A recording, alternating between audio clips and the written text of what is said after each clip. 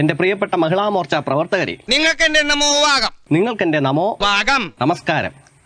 അങ്ങനെയും പറയാം. നിങ്ങളുടെ സമരപരിപാടികളൊക്കെ തീർന്നോ മക്കളെ? നിങ്ങളുടെ പ്രാന്തൊക്കെ മാറിയോടെ ചെക്കന്മാരെ. എനിക്കറിയാം നമ്മൾ ഈ ചാനൽ ഫോളോ ചെയ്യുന്നവരിൽ അല്ലെങ്കിൽ സബ്സ്ക്രൈബ് ചെയ്യുന്നവരിൽ കൂടുതലും സംഖ്യകളാണെന്നുള്ള വിവരം ഏകദേശം എനിക്കൊരു ധാരണയുണ്ട്. പക്ഷെ എന്നിരുന്നാലും നമുക്ക് യോജിക്കാനാവാത്തത് അല്ലെങ്കിൽ ചില അപ്രിയ സത്യങ്ങൾ വിളിച്ചു പറയാതിരിക്കുന്നത് ശരിയല്ലല്ലോ. കാരണം നമ്മളൊരു സംഖ്യയാണെങ്കിലും ഒരു വ്യത്യസ്തനായിട്ടുള്ള ഒരു സംഖ്യയാണല്ലോ. അതായത് ഒരു അടിമയല്ലെന്നർത്ഥം. തെറ്റുകുറ്റങ്ങൾ ഏത് പാർട്ടിയിൽ കണ്ടാലും നമ്മൾ അത് വിളിച്ചു പറയുക തന്നെ ചെയ്യും. അതുകൊണ്ടാണ് മഹിളാ മോർച്ചയുടെ ഈ സമര പരിപാടിയെ ഞാൻ ഒട്ടും അനുകൂലിക്കാത്തത്. കാരണം ഈ ഒരു സമരപരിപാടി കൊണ്ട് നാടിനോ നാട്ടുകാർക്കോ യാതൊരു ഉപകാരവും ഇല്ല എന്നൊരു ബോധ്യമുള്ളത് കൊണ്ടാണ് ഈ സമരപരിപാടിയെ ഞാൻ എതിർക്കുന്നത്.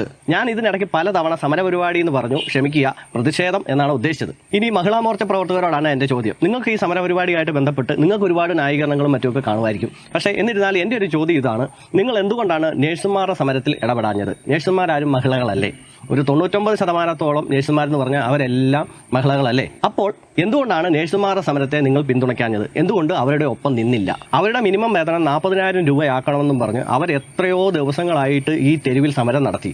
എന്തുകൊണ്ട് നിങ്ങൾ അവരെ പിന്തുണച്ചില്ല? അപ്പോൾ നാട്ടുകാർക്ക് യാതൊരു ആവശ്യവുമില്ലാത്ത ഇതുപോലുള്ള സമരങ്ങൾ വേണമെങ്കിൽ ഞങ്ങൾ ചെയ്യാം. നേഴ്സുമാരെ പോലുള്ളവരുടെ സമരത്തിനൊന്നും പിന്തുണ നൽകാനോ അങ്ങനെയുള്ള സമരപരിപാടികൾ ആഹ്വാനം ചെയ്യാനോ ഞങ്ങളെ കൊണ്ട് സാധ്യമല്ല എന്നുള്ളതാണോ നിങ്ങൾ പറഞ്ഞു വെക്കുന്നത്? ഞാനെന്ന് പറഞ്ഞ വ്യക്തി BJP എന്നുള്ള പാർട്ടിനെ എന്തുമാത്രം സപ്പോർട്ട് ചെയ്യുന്നുണ്ട്, എന്തുമാത്രം പിന്തുണയ്ക്കുന്നുള്ള കാര്യം നിങ്ങൾക്ക് എന്റെ വീഡിയോ കാണുമ്പോൾ തന്നെ അറിയാം. പക്ഷേ നമ്മൾ ചില കാര്യങ്ങൾ കാണുമ്പോഴത്തേക്ക് നമ്മൾ എങ്ങനെ പറയാതിരിക്കുമെന്ന് പറ. അല്ലെങ്കിൽ പിന്നെ ഈ സമരം നേരെ തിരിച്ചു ചെയ്യണമായിരുന്നു. നമ്മുടെ നാട് നശിക്കാൻ പാടില്ല എന്നുള്ള ആഗ്രഹമാണെന്നുണ്ടെങ്കിൽ കടം കയറി മുടിഞ്ഞിരിക്കുന്ന ഈ സംസ്ഥാനത്ത് ഇങ്ങനെ ഇപ്പോൾ ഒരു സൗജന്യ യാത്ര അനുവദിക്കാൻ പാടില്ല എന്നുള്ള രീതിയിൽ സമരം ചെയ്യുമായിരുന്നുണ്ടെങ്കിൽ എത്രയോ നല്ലതായിരുന്നു. അല്ലെങ്കിൽ പറയണം, സ്ത്രീകൾക്ക് മാത്രമായിട്ടുള്ള ഒരു സൗജന്യ യാത്രയല്ല ഇവിടെ വേണ്ടത്.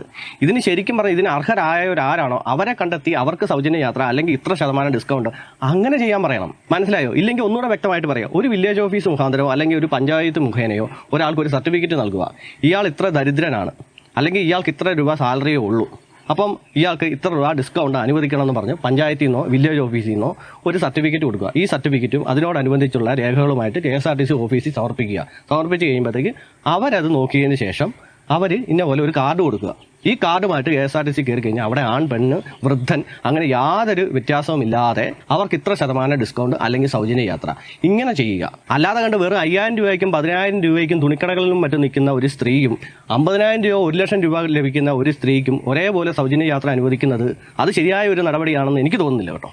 അപ്പോൾ നിങ്ങളുടെ സമരപരിപാടി ആ രീതിയിലായിരുന്നെങ്കിൽ കുറച്ചും കൂടെ നന്നായിരുന്നു എന്നുള്ളതാണ് എൻ്റെ ഒരു അഭിപ്രായം. ഈ മഹിളാ മോർച്ചയുടെ ഈ സമരപരിപാടി കണ്ടു കഴിഞ്ഞപ്പോൾ എനിക്ക് ഓർമ്മ വന്നത് എന്താണ്, ഒരു വ്യക്തി നമ്മളോട് വന്നിട്ട് ചേട്ടാ ഒരു സഹായം ചെയ്യാവോ, എനിക്ക് വിശക്കുന്നു, എനിക്ക് ശകലം പൈസ തരാമോ എന്ന് ഒരാൾ വന്ന് ചോദിച്ചു കഴിഞ്ഞാൽ ഉടനെ നമ്മുടെ കയ്യിലുള്ള ഒരു 10 രൂപ കൊടുത്തു കഴിഞ്ഞാൽ ഉടനെ തൊട്ടടുത്ത് നിൽക്കുന്ന ആൾക്കാരെല്ലാവരും കൂടെ ഓടി വന്നിട്ട് നീ 10 രൂപയാണോ കൊടുക്കേണ്ടത്, നീ ഒരു 100 രൂപ കൊടുക്കണേ എന്ന് പറഞ്ഞിരുന്ന പോലത്തെ ഒരു അവസ്ഥയാണത്. പല ആവശ്യങ്ങൾക്കായി യാത്ര ചെയ്യാൻ വേണ്ടി ബസ്സിൽ കയറിയിരിക്കുന്നവരെ തടഞ്ഞ് അവരുടെ യാത്രയെ തടസ്സപ്പെടുത്തി എന്തിനാണ് ബസ്സിനകത്ത് കയറി ഈ സമരം മൊത്തം ചെയ്തത്? എന്നിട്ട് ജനങ്ങൾ മൊത്തം നിങ്ങൾക്ക് എതിരായില്ലേ? വല്ല ആവശ്യമുള്ള കാര്യമായിരുന്നോ?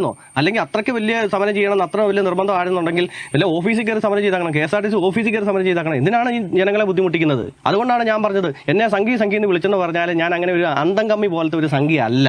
നമ്മൾ പറയാനുള്ള കാര്യം നമ്മൾ പറയും. അത് ഏത് പാർട്ടിയാണെന്ന് പറയും. നമുക്കൊരു പ്രത്യേകം BJPയോട് ഒരു താല്പര്യം ഉണ്ടെന്ന് തന്നെ കൂട്ടിക്കും എന്നും പറഞ്ഞ് നമ്മളെല്ലാം അംഗീകരിക്കേണ്ട കാര്യമുണ്ടോ? പൊതുവെ ഈ ഹർത്താലിനോടും ജനങ്ങളെ ബുദ്ധിമുട്ടിക്കുന്ന ഈ സമരപരിപാടികളോടും എനിക്ക് അതുപോലെ എതിർപ്പാണ്. അത് CPM-ന്റെ ആണെന്ന് പറഞ്ഞാലും BJPയുടെ ആണെന്ന് പറഞ്ഞാലും കോൺഗ്രസിന്റെ ആണെന്ന് പറഞ്ഞാലും പറയാനുള്ളത് പറയും. അപ്പോൾ ആ ഒരു രീതിയിലുള്ള ഒരു സംഖ്യയാണ് ഞാൻ. അപ്പോൾ എന്നെ അങ്ങനെ അംഗീകരിക്കുന്നവർ അംഗീകരിച്ചാൽ മതി.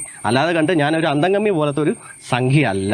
തെറ്റാണെങ്കിൽ തെറ്റ് പറഞ്ഞിരിക്കും. അപ്പോൾ ഏതെങ്കിലും ഒരു മഹിളാ മോർച്ച പ്രവർത്തക എൻ്റെ ഈ വീഡിയോ കാണുന്നുണ്ടെങ്കിൽ നിങ്ങൾക്ക് സാധിക്കുമെങ്കിൽ നിങ്ങളൊരു ഉത്തരം താ. എന്തുകൊണ്ടാണ് നിങ്ങൾ ആ നേഴ്സുമാരുടെ മിനിമം വേതനം എന്നുള്ള അവരുടെ ആ സമരപരിപാടിയെ നിങ്ങൾ പിന്തുണയ്ക്കാഞ്ഞത്? ആ സമരപരിപാടിയെ അനുകൂലിച്ചു ഒന്ന് സംസാരിക്കുക പോലും ചെയ്യാഞ്ഞത് എന്തുകൊണ്ടാണ്? ഈ ഒരു ചോദ്യത്തിനെങ്കിലും ഒരു ഉത്തരം താ. സോറി സാറേ, സോറി സാറേ, സോറി സാറേ, സോറി സാറേ, തേരോട്ടം.